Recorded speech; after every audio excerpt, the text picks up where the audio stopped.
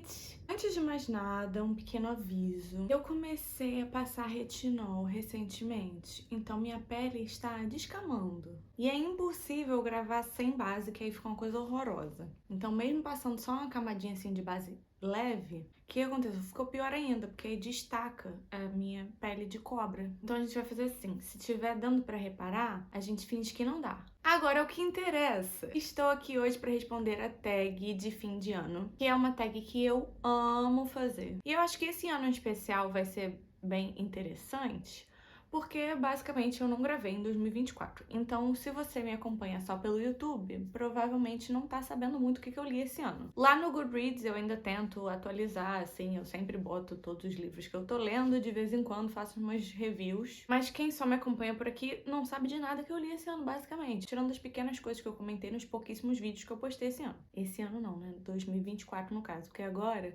estou gravando já em 2025. Tem muita gente que sempre posta essa tag, tipo, em dezembro, já vi até gente postando em novembro, mas eu sou purista, eu só consigo fazer em janeiro, que o ano oficialmente acabou, e aí eu realmente posso olhar pra trás e verificar todas as minhas leituras tudo certinho. Eu sempre acho que pode aparecer uma surpresa no final do ano, e sei lá, vai que eu leio 10 livros em uma semana, ou eu acho o melhor livro que eu já li na minha vida. Não sei, pode acontecer. É muito improvável, considerando que eu sempre passo dezembro lendo livro natalino, e eu tenho certeza que o melhor livro que eu já li na minha vida não vai ser um livro natalino. Então, no vídeo de hoje, eu vou responder a tag de fim de ano. Na verdade, o que eu fiz? Tem muitas versões diferentes dessa tag. Eu peguei duas versões e basicamente fiz um Frankenstein delas, porque eu selecionei todas as perguntas que eu achei interessante e tirei uma ou outra que eu achei meio repetitivo ou desnecessário. Meu objetivo é responder a tag e no final do vídeo mostrar as estatísticas da minha planilha de leitura,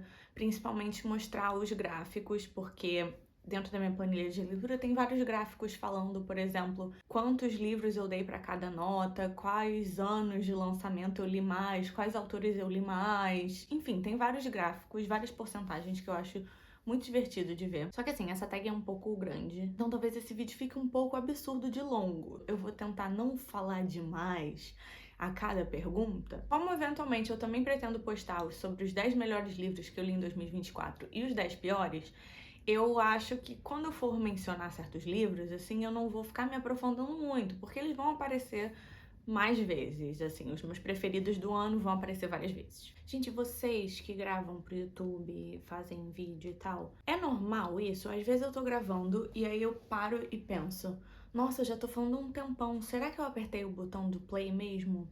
Ou será que eu tô só falando sozinha esse tempo todo pra nada e depois eu vou ter que repetir tudo que eu tô falando? Isso é uma paranoia constante quando eu tô gravando. Eu não sei se isso é normal ou se são só, tipo, probleminhas, sabe? Probleminhas. Eu tô falando isso porque estava pensando sobre isso exatamente nesse momento. Aí o que eu vou fazer? Vou ter que sair daqui pra verificar se tá filmando. Mas continuando não, começando pela primeira pergunta da tag, que é quantos livros eu li e se eu conseguir alcançar o meu desafio literário, a minha meta literária, no caso.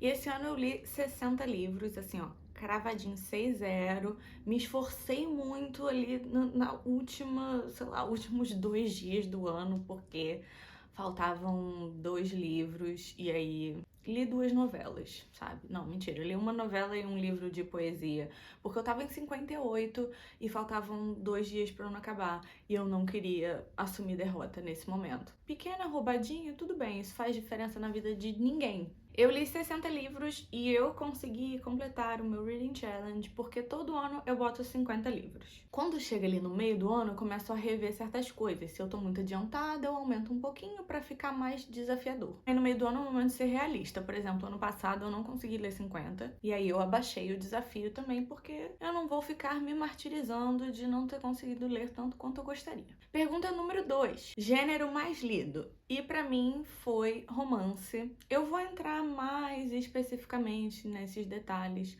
quando eu vou falar das minhas estatísticas, porque um dos gráficos que eu tenho na minha planilha é justamente sobre os gêneros dos livros. Mas o gênero que eu mais li foi romance. Eu acho que ano passado também foi romance, e eu, como uma grande leitora de romance, não sei se isso vai mudar muito. E aí, pra pergunta número 3, qual foi o livro mais longo e o livro mais curto que eu li esse esse ano, sendo o mais longo Nightfall, da Penelope Douglas. Esse é o último livro da série Devil's Nights. Eu acho que essa série, mesmo traduzida, eles mantiveram todos os nomes em inglês, tanto dos livros quanto da série. Essa série, no geral, os livros são todos grandes, mas o último, em especial, é o maior de todos, que acabou sendo aí o meu maior livro, com 752 páginas. 752 páginas de tédio, aliás.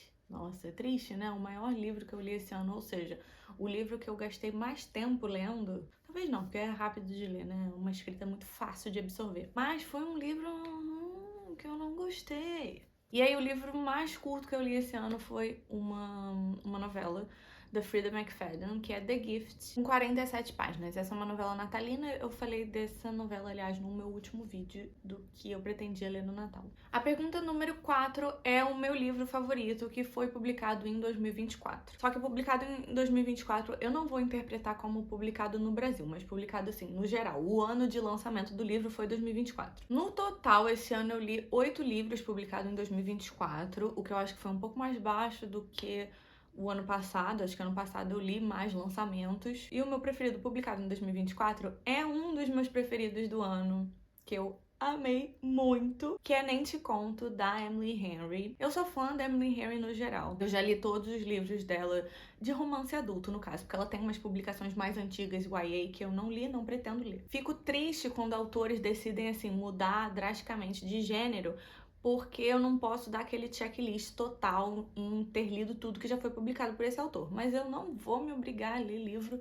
YA da Emily Henry de, sei lá, 20 anos atrás. Mas dos romances adultos dela eu já li todos. E Nem Te Conto foi o último lançamento dela. E assim, eu amei, eu fiquei obcecada. Eu lembro que eu terminei de ler, tipo, 5, 6 da manhã, porque eu não conseguia parar de ler, eu tava muito, assim, envolvida com a história. Eu lembro que eu fiquei mandando foto pra minha irmã, e eu tava com crazy eyes e com um sorriso gigantesco, e tava tipo, meu Deus, você precisa ler esse livro, é maravilhoso! Mandando mensagem pra ela às 5 da manhã. E eu amei muito, assim. Eu acho que a Emily Henry é incrível em escrever romances, mas não só. Eu acho que os romances dela têm muita profundidade nos personagens e nos conflitos que eles estão passando na vida. Eu amei muito a nossa personagem principal aqui. E foi muito bom, assim, foi um daqueles raros livros que me dão aquele sentimento de que assim que eu termino de ler o livro, eu penso, eu releria esse livro imediatamente. Sabe? Você fecha, terminou a última página e pensa, e se eu começasse a ler ele agora, de novo, nesse exato momento? Pouquíssimas vezes na vida eu já senti isso. Então, quando isso acontece, assim, é especial. Esse talvez seja o meu livro preferido da Emily Henry. Eu não falo isso com toda certeza, porque o meu preferido antes desse existir era Beach Read, que é a leitura de verão, eu acho, em português. Mas assim, eu li leitura de verão no ano de lançamento dele, o que eu acho que foi tipo 2020.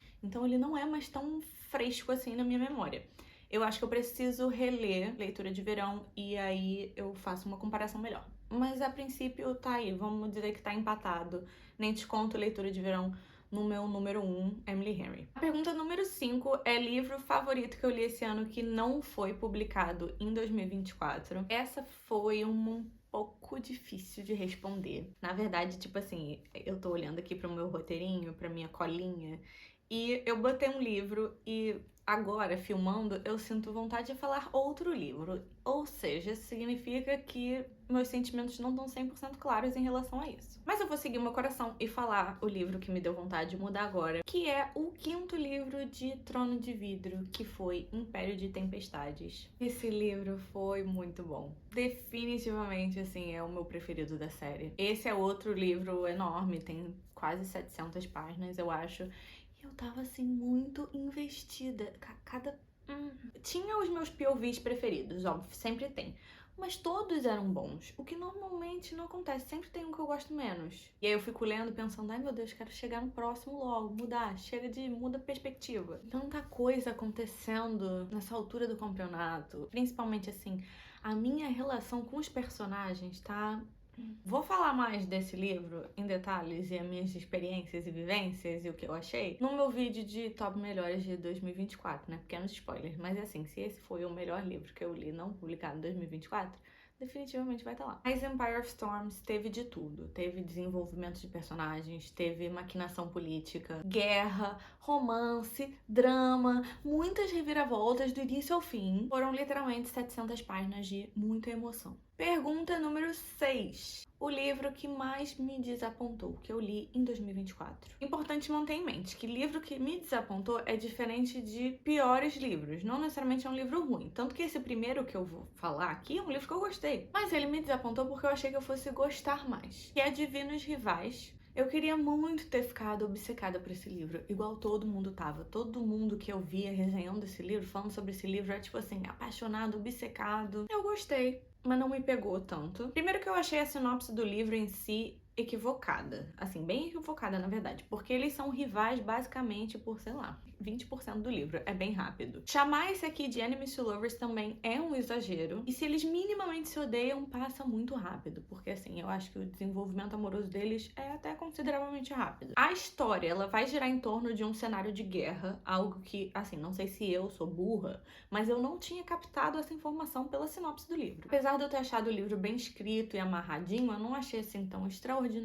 Achei que a magia do mundo em si foi pouco explorada. E apesar desse mundo ser mágico, os únicos fatores realmente mágicos que a gente vai ter na história vai ser a casa e a máquina de escrever, tirando o fator deuses, porque existem deuses nesse mundo. Na verdade, a guerra são 2 deuses que estão guerreando entre si. Teve até um final interessante, mas também não me fisgou o suficiente para eu querer ler o segundo livro, porque essa é uma duologia. Basicamente, todo mundo que amou o primeiro livro gostou menos do segundo. E eu que já não fui tão fã assim do primeiro livro, pra mim não faz sentido pegar o segundo, também não tem muito interesse de saber o que vai acontecer. Hoje em dia eu só continuo com série se eu dou mais de 4 estrelas pro primeiro livro, ou se eu consigo ver muito potencial e as pessoas falam que a série melhora ao longo do tempo. No final, esse foi decepcionante porque eu gostei dele de forma ok, eu dei 3 estrelas, mas as minhas expectativas eram altas. E aí, outro livro que me decepcionou foi ele, da Sarina Bowen e da Elle Kennedy. Nesse aqui eu vou falar bem rápido pra minha irmã não me deserdar, porque ela que me recomendou esse livro. E normalmente as nossas opiniões de livros são muito parecidas. É muito raro ter divergências. Eu acho que esse livro, na verdade, foi o nosso maior divisor de águas. Porque o que acontece às vezes é, por exemplo, eu gosto mais de um livro, mas ela ainda gosta. Por exemplo, teve um livro recentemente que eu recomendei pra ela que eu dei 5 estrelas, mas ela gostou e deu 4. Isso acontece. E as nossas opiniões pra livro normalmente costumam estar tão em sintonia que se eu leio um livro que tava na TBR dela e eu não gosto, ela tira da TBR. E vice-versa também. Por exemplo, se ela lê um livro que ela gosta muito que não tava na minha TBR, eu vou botar na minha TBR, só porque ela gostou, basicamente. Mas esse aqui, em especificamente, foi um mistério nas nossas vidas, porque ela gosta bastante, ela deu 4 estrelas, ela já releu, e eu dei 2 estrelas. Primeiro que o livro é Friends to Lovers. A gente vai ter esses 2 jogadores de hóquei, que eram muito amigos. Eu acho que eles eram professores em tipo um acampamento pra ensinar crianças a jogar hóquei. E aí vai acontecer um negocinho entre eles. Um deles é gay, assumido, e o outro teoricamente é hétero, se descobre bi. Então tem aí essas questões de tipo, se assumir ou não, que é um dos motivos que eles param de se falar. Mas o livro é totalmente Friends to Lovers, que eu não gosto. Entendam que eu amo quando os personagens viram amigos ao longo do livro e aí se apaixonam. Mas eu não gosto quando o livro já começa eles sendo amigos e eles se apaixonam, porque normalmente o que acontece é um dos dois, ou os dois já têm sentimentos um pelo outro, e aí entra em outras questões, eu não gosto. Na maioria das vezes, quando a gente tem um Friends to Lovers, o que acontece é que já existe algum tipo de desenvolvimento romântico que aconteceu fora das páginas. E pode ser dentro de qualquer trope, qualquer subgênero de romance. Eu não gosto quando o relacionamento é desenvolvido fora das páginas. Eu preciso ver pra acreditar que aquelas pessoas de fato são apaixonadas uma pela outra. E é isso, esses 2 exemplos aqui que eu dei são completamente diferentes. No geral, eu achei que o desenvolvimento do casal foi muito rápido nesse. É um livro um pouco sujo, assim, muito focado nas cenas de sexo, o que também normalmente não é o meu preferido. E apesar de ter muitas cenas de sexo, eu não achei nenhuma memorável. Acho que o livro também, em certos momentos, acabou ficando meio repetitivo, principalmente por essa questão de ter muitas cenas de sexo, então foi cansativo. No geral é isso, eu não achei um livro ruim, foi ok. Eu não tenho nada particularmente contra, mas também não tenho nada particularmente a favor. E a decepção 100% é por causa da minha irmã, porque foi um fato chocante em nossas vidas ela ter dado 4 para um livro e eu ter dado 2. A pergunta número 7 é um livro que valeu o hype, ou seja, um livro que foi hypado e que eu gostei também, eu acho que o hype é merecido, que foi Noiva, da Ellie Hazelwood. Esse livro foi assim, ó, uma delicinha. Eu amei a Misery, a nossa personagem principal. Ela é, tipo, muito engraçada e maravilhosa. Eu gostei muito do romance. E foi assim, tão delícia ler um livro da Ellie Hazelwood em outro cenário, sabe? Com outra configuração. Eu nunca mais compartilho minhas paranoias com vocês. Reclamei que eu sou paranoica e acho que o vídeo para de gravar sozinho. E aí eu tenho que ficar checando. E aí adivinhem só o que aconteceu. Deu erro no vídeo e eu perdi, sei lá, 40 minutos de eu falando aqui respondendo as perguntas. Então é isso. Agora estamos em outro dia. Botei a mesma roupa e o mesmo batom pra fingir que esse vídeo tem alguma continuidade. A próxima pergunta, então, é um livro que eu acho que não mereceu o hype. Pra mim foi muito fácil responder essa, porque automaticamente veio um livro na minha cabeça, que é A Empregada, da Freida McFadden. Não sei se é porque nessa altura eu já tô muito acostumada com o estilo da Freida McFadden, porque eu li vários livros dela esse ano. Mas o plot twist desse não me surpreendeu muito. Apesar de eu ver muitas pessoas falando nas resenhas que tipo, uau, que plot twist, eu achei meio qualquer coisa. Talvez por eu ser uma pessoa que lê bastante thriller. Conforme o livro foi andando, eu já tava sentindo assim o cheirinho da onde ia dar aquela história. E além disso, foi um plot twist, assim, zero inovador. Eu particularmente gosto mais quando um plot twist ele é revelado assim do nada, meio tchá, e pega a gente de surpresa. Sendo que nesse aqui é o contrário. Ele vai sendo revelado aos pouquinhos. E quando acontece isso, eu sinto que perde um pouco do impacto e esse quesinho aí da magia do plot twist. Eu nem de fato desgostei do livro, eu acabei dando 3 estrelas. Mas ele é um thriller mega básico, e a minha teoria dele ter feito tanto sucesso foi porque ele saiu da bolha do thriller, então leitores que não costumam ler esse gênero acabaram lendo A Empregada e gostaram. Mas como um thriller, é bem normal, não tem nada de diferente ou revolucionário. A pergunta número 9 é um livro underdog, então basicamente aquele que ninguém bota muita fé, é um pouco esquecido. E nessa aqui eu tenho um perfeito, que é Beira, do Sam Scott. Esse livro foi muito bom, e eu acho que ele tem tudo pra fazer sucesso, só que não chega até as pessoas. E infelizmente só tem em inglês. Eu acho muito difícil, na verdade, que esse livro seja traduzido. O gênero de terror não é muito forte no Brasil, no geral, a não ser que seja tipo Stephen King. E mesmo nos Estados Unidos, o Sam Scott, os livros dele também não são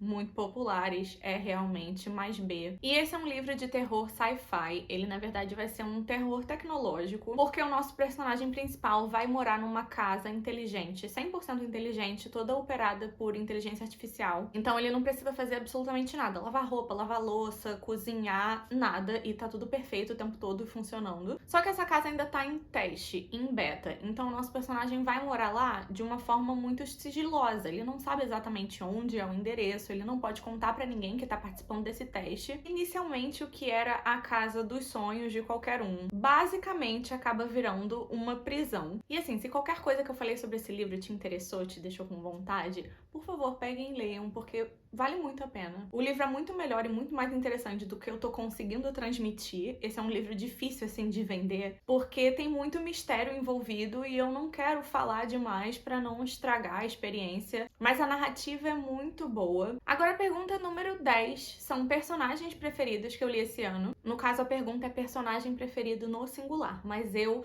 não vou me segurar e vou falar de 3. No primeiro deles, o Oliver, de Como Se Fôssemos Vilões. Eu gostei muito do Oliver. Ele é um personagem que foi muito fácil de ter muita empatia com ele. Ao mesmo tempo é engraçado porque eu percebo que os leitores de Como Se Fôssemos Vilões não são muito fãs do Oliver, mas eu acho que justamente porque ele é um personagem falho. Mas eu acho que justamente os defeitos fazem ele ser mais complexo, mais interessante e me fazem gostar mais dele. E aí o próximo dos meus personagens preferidos foi o Lorcan, de Trono de Vidro. O Lorcan vai aparecer pela primeira vez no livro 4, e quando ele apareceu eu já fiquei meio... interessante esse rapaz, quero conhecer mais. E aí no livro 5 foi quando tudo mudou pra mim, porque eu fiquei obcecada. O Lorcan inicialmente vai aparecer como um antagonista, e aí eventualmente a gente passa a conhecer ele melhor, entender ele melhor. E assim, eu sou básica, me dá um personagem cinza, mal compreendido, com um bom arco de redenção, É isso, eu só preciso disso. Outra personagem que eu gostei muito foi a Misery, que é a principal de Noiva. Ela é muito querida, muito engraçada. Eu gostava a todo momento que ela falava qualquer coisa, eu tava ali, tipo... E outra personagem que eu não botei na lista inicialmente, mas que eu fiquei pensando sobre ela gravando esse vídeo, é a personagem principal de Nem Te Conto, da Emily Henry. Principalmente porque ela foi uma personagem que eu gostei muito de acompanhar. Eu acho que de alguma forma eu me identifiquei com ela. E foi muito fácil ter empatia pelo personagem, pelo que ela tava passando. Então, assim, outra querida que ficou com um lugarzinho especial no meu coração. Agora, a pergunta número 11 é o personagem que eu menos gostei. Nesse caso, foi o Sean, que faz parte da trilogia Flock, da Kate Stewart.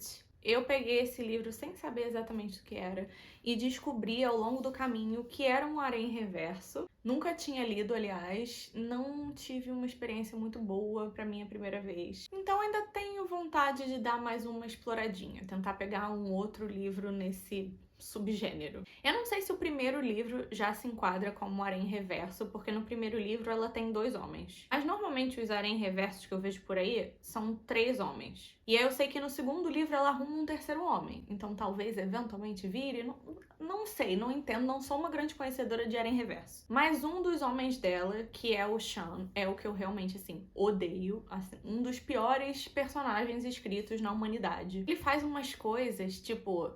Ele tira o celular dela e quebra o Apple Watch quando eles estão juntos, porque ele fica falando tipo, ai, quando nós estivermos juntos, você tem que viver o momento. Não é pra você ficar presa no tempo, isso é uma invenção humana. Ele também fala que dinheiro é uma invenção humana e ele não deixa essas coisas ditarem a vida dele. E além dessas tosqueiras, ele ainda é, tipo, mega tóxico, porque ele tá envolvido em alguma coisa assim meio shady, meio... a gente não sabe direito. E a nossa personagem principal fica super preocupada. E tem um dia que ela tá lá, tipo, fazendo uma comidinha, um jantarzinho pra eles. Só que ele chega em casa e ela tá chorando, desesperada, preocupada com ele. E aí ele fica ofendidíssimo, porque ele diz que ela não está confiando nele. E aí o que ele faz? Ele quebra o prato que ela ficou cozinhando pra eles jantarem. Achei insuportável. O outro homem também não necessariamente fui fã, mas ele era, tipo, tolerável. Esse aqui foi só, não tenho paciência nenhuma. Aí a pergunta número 12 é o momento mais chocante que eu li esse livro. E obviamente vai ser Beta mais uma vez. Acho que definitivamente foi o melhor plot twist que eu li esse ano. Que eu li em um bom tempo, talvez, na verdade. E eu não posso entrar em muitos detalhes porque, obviamente, eu não quero estragar o livro. Mas é 100% assim, um plot twist muito bem construído e executado. Acho que hoje em dia, principalmente, é cada vez mais difícil conseguir ler um plot twist que seja inédito. E aqui foi 100% incrível. Literalmente, o autor vai pegar tudo que você tá pensando, todas as teorias que você tá fazendo sobre o livro e virar de ponta cabeça, vai ser literalmente o oposto daquilo. E eu escrevi na minha review, quando terminei de ler o livro, que eu queria dar um beijo no cérebro do Sam Scott, porque assim, foi incrível de fato. Agora, a pergunta número 13 é um livro que me surpreendeu. Mas um livro que me surpreendeu, eu diria que foi Heartless, da Elsie Silver. Esse é o segundo livro da série Chestnut Springs. O primeiro livro já foi publicado no Brasil. Se chama Sem Defeitos. Eu peguei Heartless pra ler, assim, bem aleatoriamente. Era um livro que de vez em quando eu via rondando ali pela minha timeline, mas nunca vi ninguém ativamente recomendando. Tanto que eu comecei pelo segundo livro, eu pulei o primeiro, que é aquela coisa de série de romance que eles são companion. Foi um livro que eu fiquei com vontade de ler basicamente porque era pai solteiro e eu não resisto a um romance que tenha pai solteiro. E eu achei que ia ser divertido, assim, qualquer coisa, mas eu gostei muito.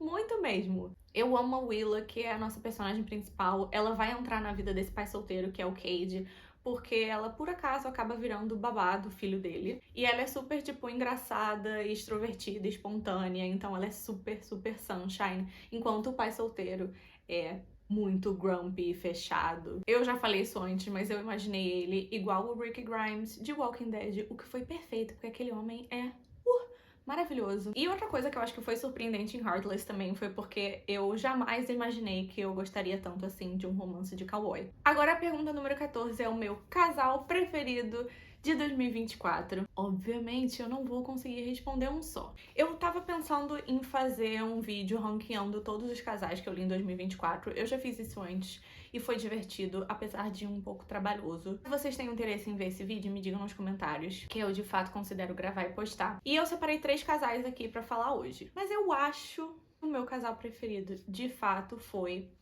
o Lorcan e a Elide. Eu gosto muito do Lorcan e da Elide separadamente como personagens, e eles juntos, assim, foi incrível. Os livros de Trono de Vidro normalmente têm várias perspectivas, e apesar de eu ter gostado de todas as perspectivas do quinto livro, que foi Império de Tempestades, eu ficava assim, passando mal, esperando chegar um capítulo do Lorcan e da Elide. Na verdade, eu acho que os capítulos eram todos no ponto de vista da Elide. Mas o Lorcan estava aí no mesmo ato que ela, eles estavam juntos. E eu, literalmente, eu vibrava, assim, quando chegava a cena dos dois. Eles foram 100% slow burn, foram enemies to lovers. Eles são totais opostos, eles são de raças diferentes, eles são de lados diferentes da guerra. Até as características físicas dos dois são muito opostas, porque o Lorcan, ele é muito ativo, ele é um guerreiro, então ele é muito forte e muito habilidoso, enquanto a Elide não é uma personagem muito habilidosa fisicamente, ela tem até mesmo uma deficiência, mas ela é muito inteligente e tá prestando sempre atenção no que tá acontecendo, ela consegue bolar planos e a força dela está em outros lugares além da força física. Eu acho que romance em fantasia tem uma coisa muito especial, porque é muito diferente a gente ver um amor, duas pessoas se apaixonando em meio de muito caos e guerra e morte e fim do mundo. Então eu acho que acaba sendo muito mais intenso nesse sentido. Os momentos, os farelinhos, assim, de desenvolvimento de relacionamento entre os dois foi, tipo, incrível. Eu vivia por esses momentos, tanto que eu cheguei a ficar emocionada desses momentos, de tão envolvida que eu tava com esse casal. Eu diria até que eles são o meu casal preferido de Trono de Vidro, da série no geral. Antigamente eu tinha um casal que eu amava muito, muito, que é um casal que acontece no segundo livro, mas esse casal não existe mais hoje em dia, eles terminaram. Cada um atualmente está indo aí criar novos relacionamentos com outras pessoas. Eu já vivi meu luto, mas esse casal sempre vai ter um lugar muito especial no meu coração. Mas atualmente, definitivamente, o meu casal preferido da série é a Elide e o Lorcan. Outro casal que eu amei muito esse ano foi a Luna e o Ripley de A Mentira de Luna, da Mariana Zapata. Eu não consigo, né? Esse canal, todo vídeo que eu posto vai ter eu falando da Mariana Zapata.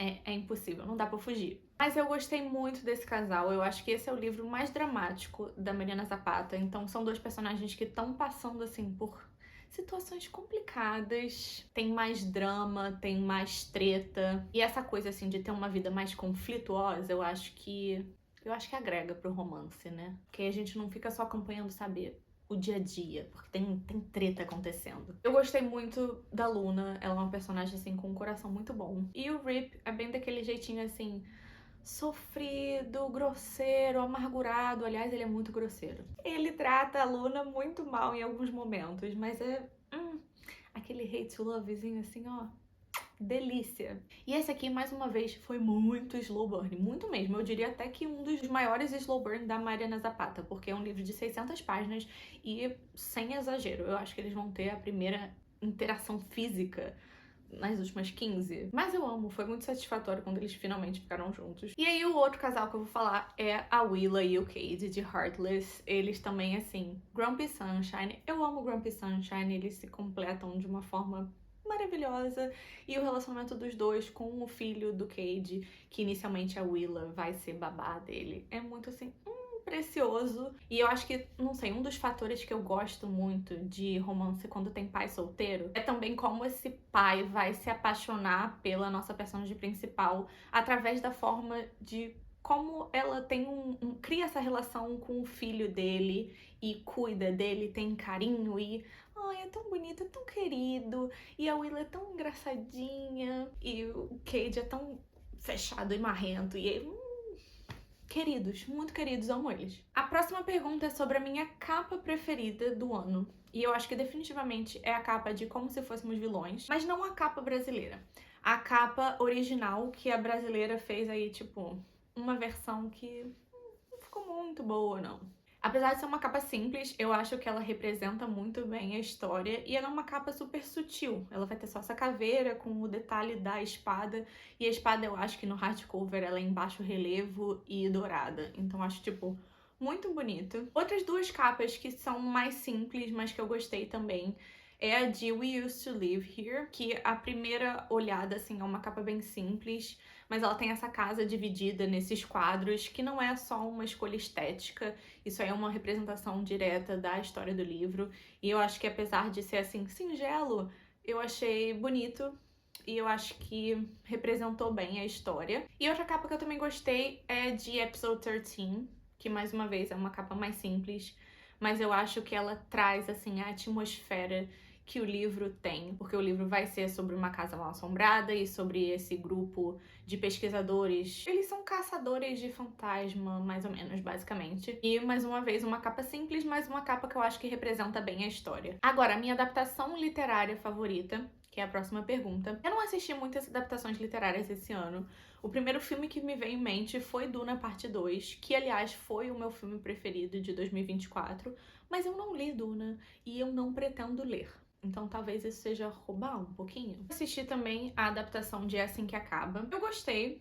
Foi, assim, um filme 3 estrelas. Eu acho que eu gosto mais do livro do que do filme. Eu acho que com o livro é mais fácil fazer uma conexão mais forte com a personagem da Lily. Eu sinto que com o livro eu tive muita empatia com ela e consegui, de fato, assim, me colocar no lugar dela. No filme, não sei se é porque eu não vou muito com a cara da Blake Lively, mas foi menor essa questão da empatia, com certeza. Agora, falando em série, uma que eu assisti esse ano foi O Guia de Assassinato para Boas Garotas. Eu gostei da série, achei divertida, mas eu acho que é uma série que vai ser mais interessante pra quem não leu o livro, porque como se trata, assim, de uma série que tem um mistério, e eu já sabia qual era o mistério desde o início, porque eu li o livro, eu sinto que perde um pouco o impacto e a graça de ver, assim, as coisas irem sendo desvendadas. A próxima pergunta é novo autor preferido que eu li esse ano. Eu não diria necessariamente que esses já são autores preferidos, porque para eu considerar um autor preferido, eu tenho que ter lido pelo menos 2 livros dele. O primeiro deles seria a M.L. Rio, que é a autora de Como Se Fôssemos Vilões. Ela acabou de lançar o segundo livro dela. Eu não sei nem se é livro mesmo ou se é só tipo uma novela, mas eu não li ainda. Mas eu gostei muito da escrita dela. Eu achei uma escrita muito bonita que me tocou em diversos momentos. O livro tem várias citações que eu marquei e que me impactaram, e eu gostei muito dos personagens que ela criou também. No livro a gente acompanha um grupo de amigos e todos eles são muito complexos e bem desenvolvidos, têm camadas.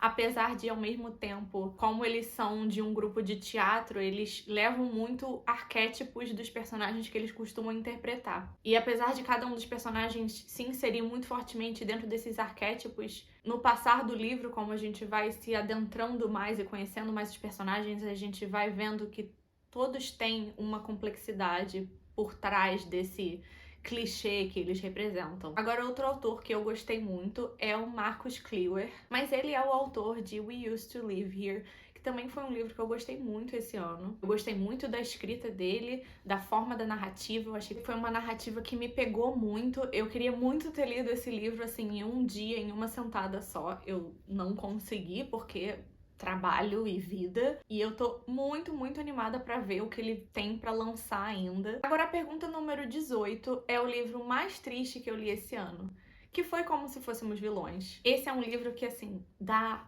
uma coisinha no coração, porque, assim, tem muita turbulência emocional acontecendo ao longo do livro. E o meu coração tava ali todinho com o Oliver, sabe? Se o Oliver tava triste, sofrendo, eu tava triste, sofrendo junto dele. E esse é um livro muito trágico. Os personagens estão interpretando tragédias ao longo do livro, mas a vida deles também está sendo uma tragédia. E, obviamente, eu chorei no final. Falando de choro, a próxima pergunta é o livro que mais me fez chorar esse ano. Tá vendo? Por isso que eu gostei de pegar perguntas de tags diferentes, de versões diferentes dessa tag. Porque na primeira tag que eu peguei as perguntas, só perguntava o livro mais triste. E o livro mais triste que eu li não necessariamente é o livro que eu mais chorei. Porque eu acho que às vezes a gente chora por outros motivos além de tristeza.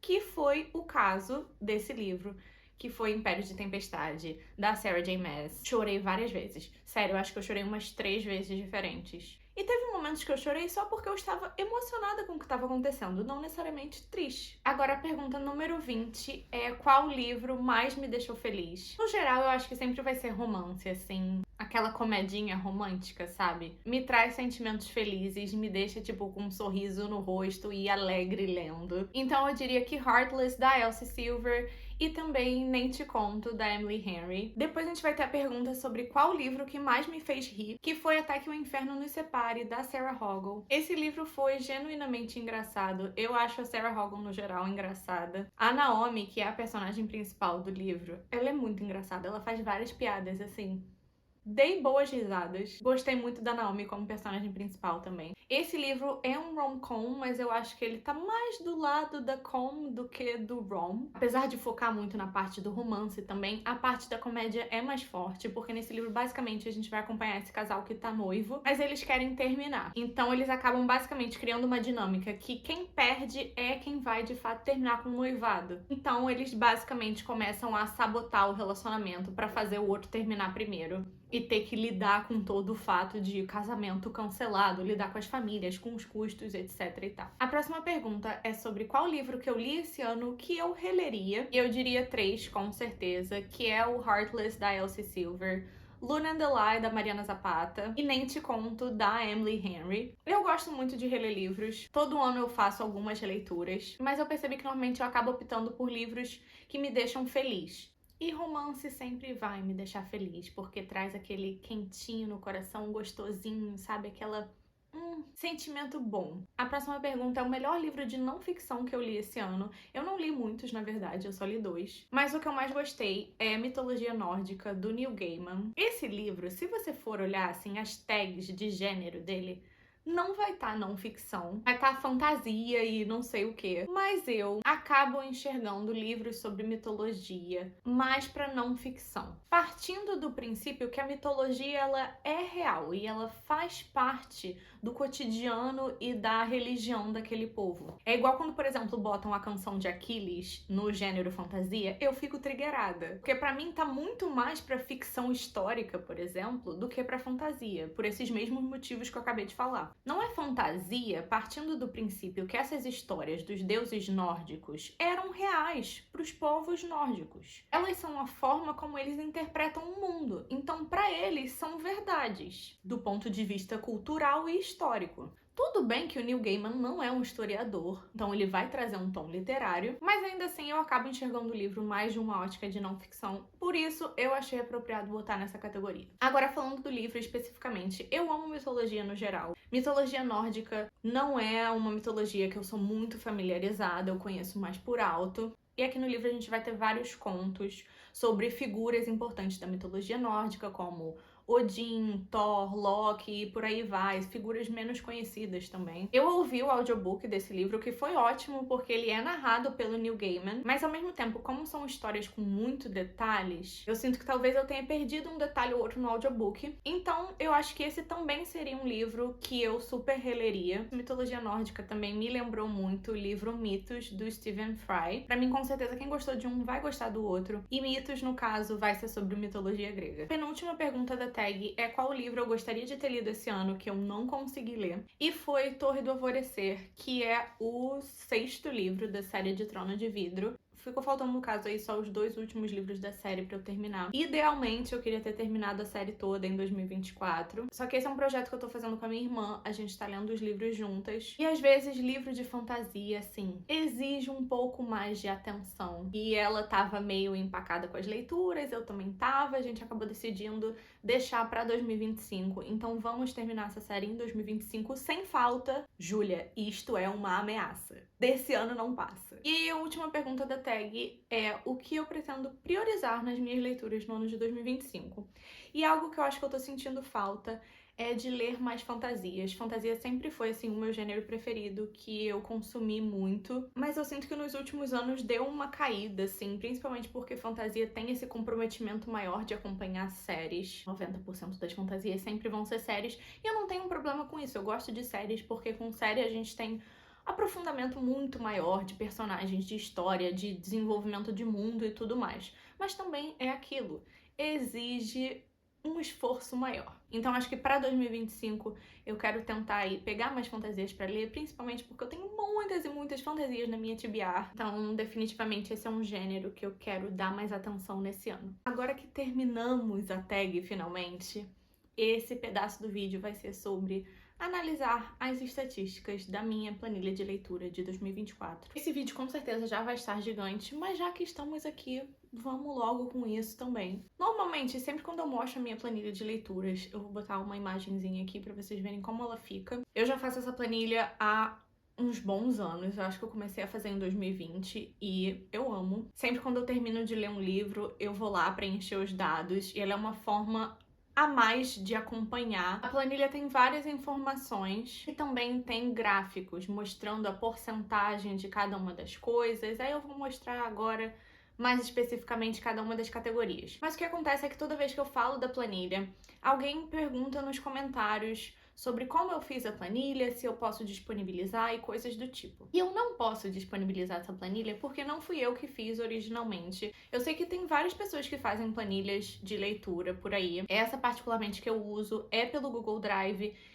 E inicialmente eu peguei a planilha disponibilizada pela Bruna Miranda. Eu vou deixar o vídeo que ela fala da planilha na descrição do vídeo. Na verdade, eu peguei essa planilha dela lá em 2020, quando eu comecei a fazer, mas eu modifiquei a planilha em cima dos meus interesses. Então tinham certas categorias que ela colocou que pra mim não faziam muito sentido, que eu deletei. Ao longo dos anos eu fui adicionando outras categorias que faziam mais sentido dentro do que eu queria acompanhar. Uma das abas que eu tenho na minha planilha é de DNFs, que no caso é Did Not Finish, são livros que eu abandonei. Em 2024, então, eu abandonei 7 livros diferentes. Caso vocês tenham interesse, comentem, que aí eu posso fazer um vídeo só comentando sobre todos os livros que eu abandonei em 2024, falando quais são eles e por que eu abandonei cada um dos livros. Eu não vou fazer isso agora, porque senão realmente vai levar muito tempo. Ano passado eu acho que eu fiz isso, mas, por exemplo, só um dado que eu achei interessante que tem na planilha é que sempre quando eu abandono um livro, eu boto a porcentagem que eu abandonei o livro e o número de páginas que eu li. Somando todas as páginas que eu li desses livros abandonados, deu 894 livros. Basicamente, 3 livros aí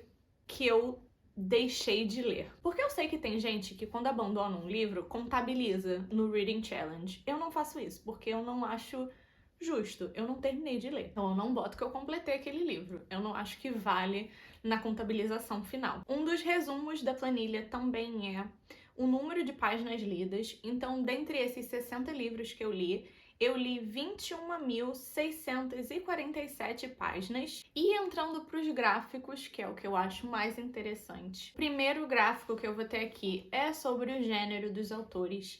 Então, esse ano eu li 76% feminino contra 23%. No geral, eu leio muito mais mulheres do que homens, só que eu sinto que como esse ano eu acabei lendo mais livros de terror, e por acaso livros de terror no geral são escritos por homens, eu sinto que fez um pouco essa diferença, assim, eu acabei lendo mais homens, apesar de, assim, eu ainda li 75% mulheres. Mas normalmente eu nunca leio, sei lá, menos de 85%. Eu senti uma diferença já em relação a isso esse ano. Em relação à faixa etária dos livros que eu li, foi 76% livros adultos, 15% foi new adult, 6% jovem adulto e 1,7% foi middle grade, ou no caso infantil. Em relação aos formatos dos livros lidos, eu li apenas 1% de livro físico, porque eu não tenho mais livros físicos hoje em dia, como eu já falei antes, mas eu ganhei um livro esse ano. E essa unidade de livro que eu ganhei esse ano foi justamente o único livro que eu li físico. Fora isso, na verdade, a maioria dos livros que eu li esse ano foi em audiobook. 51% das minhas leituras foram em audiobook. 43% foram em e-book e 3,3% foi algo que eu botei como co-read, que no caso é quando eu tô lendo o livro e ouvindo o audiobook ao mesmo tempo. Eu não tenho muito costume de fazer isso, eu ainda não peguei muito o ritmo de conciliar o que eu tô ouvindo com o que eu tô lendo no momento, mas é algo que eu quero tentar fazer mais.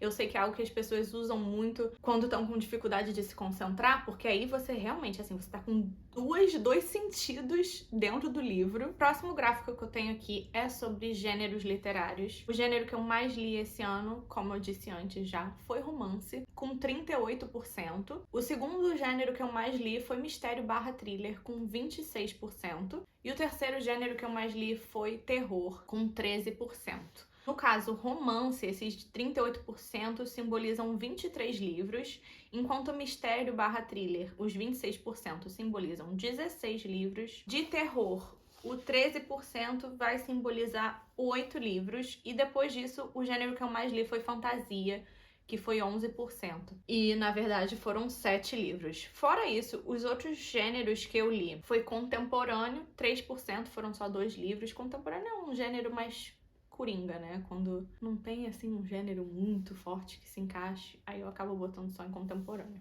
É um gênero realmente mais guarda-chuva. E aí depois, empatado, 3,3% foi não ficção, que eu li só 2 livros. Ficção científica, eu li um só, e poesia, eu também li um só. O próximo gráfico é se os livros foram mais livros únicos ou séries. Eu acabei lendo 60% livros únicos, isso acabou simbolizando 36 livros. Depois eu li 15% de companion, empatado com 15% de série, foram 9 livros de cada. Duologia foi só 3% e trilogia foi 6,7%. Em questão a idiomas, esse ano o meu gráfico não variou em absolutamente nada, porque aparentemente eu li 100% de livros em inglês. Não li nenhum livro em português esse ano. Eu acho que principalmente como esse ano eu passei a ler exclusivamente no Kindle, eu acho que eu nunca peguei nenhum e-book em português. Realmente, a maioria dos e-books que eu pego são em inglês. Na minha estante física, eu ainda tinha assim um número considerável de livros em português,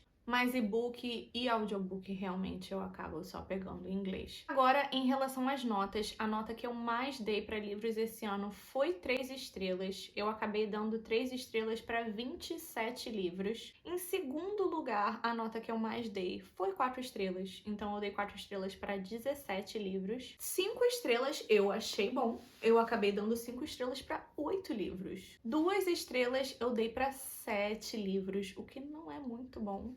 Mas, em compensação, eu dei 1 estrela para apenas um livro. Um dos gráficos que eu também tenho aqui é se foi a primeira vez que eu estava lendo aquele autor ou não. Então, no caso, foi 55% de não, ou seja, 55% dos livros que eu li esse ano eu já tinha lido os autores anteriormente. 33 dos livros que eu já li, eu já conhecia os autores, contra 45%, que foram 27 livros em que os autores eram novos para mim. Em relação ao ano de lançamento, o ano de lançamento que eu mais li livros em 2024 foi o ano de 2023. Então eu li mais lançamentos do ano anterior. Eu acabei lendo então 10 livros de 2023. Em contrapartida, de 2024 eu li 8 livros. Então eu acabei não lendo tantos lançamentos assim. Por acaso, o ano de 2022 e 2017 eu também li 8 livros, então na planilha ficou empatado esse gráfico. E aí depois outro dado que eu acho que pode ser interessante desse gráfico em específico é ver o ano mais antigo que eu li, que foi 1955. Agora, sinceramente, eu não consigo nem lembrar que livro que eu li esse ano que foi lançado em 1955. O próximo gráfico é sobre releituras. Então, das minhas leituras, só 6,7% foi para releituras, o que significa que eu reli 4 livros esse ano. Em contrapartida, eu li pela primeira vez 56 livros, que foi a grande maioria, e com 93%. E aí, o último gráfico que temos é sobre os autores. Quais foram os autores que eu mais li esse ano? O autor que eu mais li foi a Freida McFadden, com 6 livros. Esse ano foi a primeira vez que eu li Freida McFadden, que é a autora de A Empregada. E é muito engraçado, porque toda vez que eu falo da Freida McFadden, eu falo mal dela. E ao mesmo tempo, Eu sou aqui grande consumidora de Frida McFadden. Afinal, li 6 livros dela esse ano. Mas eu não li 6 livros dela porque eu amo a escrita da Frida McFadden, ou ela é uma das minhas autoras preferidas, ou nada do tipo. Mas ela é uma autora que tem uma escrita muito fácil, muito fluida e divertida. Então eu acabei voltando várias vezes pro trabalho dela, principalmente porque esse foi um ano que eu tava com um pouco de dificuldade de ler e eu sabia que seria fácil pegar um livro dela. Então quando eu tava naquele momento meio tipo assim de ressaquinha literária, eu jogava pra dentro uma Frida McFadden que eu sei que dava certo. Pra não falar que foi de todo ruim, teve até um livro dela que eu dei 4 estrelas esse ano. Foi Ward D, que vai se passar num sanatório. Eu não sei se esse livro tem uma versão já em português, uma versão brasileira, mas eu vou procurar na hora de editar e se tiver eu vou botar a capa com o título em português. Mas a Frida McFadden tem muitos livros, muito. Ela é daquela pessoa que lança, tipo, 3 livros por ano. Deve ter, assim, um catálogo com mais de 20 livros. E eu sei que já tem muitos livros dela publicados no Brasil. Mas é isso, o que eu tenho pra falar da Frida ela é uma autora medíocre, ela não escreve muito bem, mas ela faz livros que me dão entretenimento. E mesmo quando os livros são ruins, eles são muito rapidinhos de ler. Eu gosto, mas eu sei que é ruim. Então eu tenho que admitir isso, sabe? Fui uma grande consumidora de Frida McFadden, mas eu sei que é ruim. Então toda vez que eu falo dela, eu gosto de dar as ressalvas. Acho importante. Depois disso, a autora que eu mais li foi a Penelope Douglas. No caso, eu li a série dela Devil's Night, que tem 4 livros. Então, eu literalmente li só essa série dela esse ano. Em terceiro lugar, nós temos 2 autoras que ficaram empatadas, que no caso foi a Ellie Hazelwood e a Mariana Zapata. Eu li 3 livros de cada uma delas. No caso, esse é o meu top 3 autores mais lidos esse ano. De resto, ainda tem alguns autores que eu li 2 livros de cada, mas a grande maioria eu li só um livro. Acho que é normal isso mesmo. E no caso, essa é a minha planilha de leituras de 2024.